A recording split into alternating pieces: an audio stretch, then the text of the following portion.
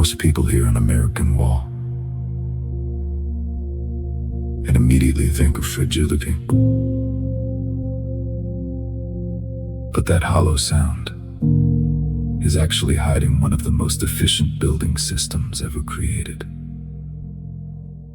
While many countries focused on weight, the United States focused on speed. And when a country needs to grow fast, every single minute of construction starts to matter. That's how lightweight walls stopped feeling improvised and started making perfect sense. Before that, American walls were slow, damp, and extremely heavy. Each wall had to dry for days before anything else could even begin. Then World War II ended, and millions of families suddenly needed homes immediately. Drywall emerged as an industrial answer to a national problem. One single panel replaced hours of manual labor, and suddenly, building entire neighborhoods became possible. But the real secret was never just speed, because what looked empty was about to reveal the most important part of the entire structure. The real power was hidden in the invisible space between the panels. A solid wall transfers energy directly, but a wall filled with trapped air dramatically slows that transfer. It's the same principle used in thermal jackets. The material itself doesn't keep you warm. What actually protects you is the still air trapped inside. That's why many American homes heat up faster than concrete buildings. They were designed to respond quickly to changes in the environment. And that mattered in a country with constant extreme weather. But there's another advantage hidden inside these walls.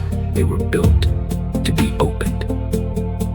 In traditional construction, changing a wire often means tearing down an entire wall. In the American system, the wall works almost like a removable cover that allowed older homes to get internet automation and new systems without full reconstruction.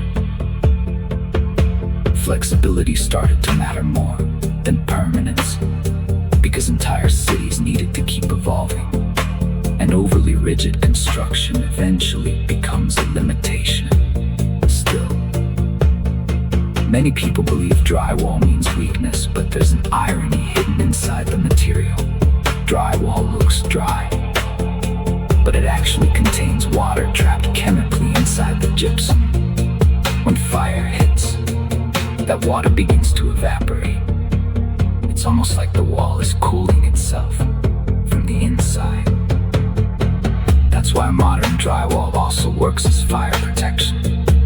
Not because it's indestructible, but because it's designed to buy time. Time for evacuation, time for response, time for the system to keep functioning. And maybe that's exactly what defines American engineering.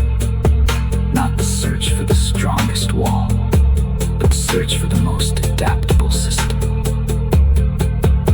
An American house was never designed as a monument. It was designed as a living machine, a system capable of continuously adapting energy, comfort, and infrastructure over time. Every wall hides a flow of energy, water, air, and information, and all of it has to remain accessible. That's why so many homes feel lightweight. They weren't built to impress visually. They were built to function at continental scale. And when millions of homes need to be built quickly, the entire method changes. Drywall was born from that necessity, but it ended up redefining what housing in America actually means. Today, it sits behind almost every suburban wall in the country. And most people never notice the system working around them, because it efficiency rarely gets attention. The heating works, internet runs through the walls, maintenance happens quietly, without anyone noticing the system behind it. It disappears into daily life, until someone knocks on the wall and hears that hollow sound, and realizes that the empty space might actually be the smartest part of the structure. Even then, the debate continues because for centuries, we've been taught to associate weight with safety. The heavier something looked, the more secure it felt. But the United States scaled too fast to rely on that idea alone. Roads were built, entire suburbs appeared in just months, and every home had to be functional immediately. In that reality, speed stopped being a luxury. It became economic survival.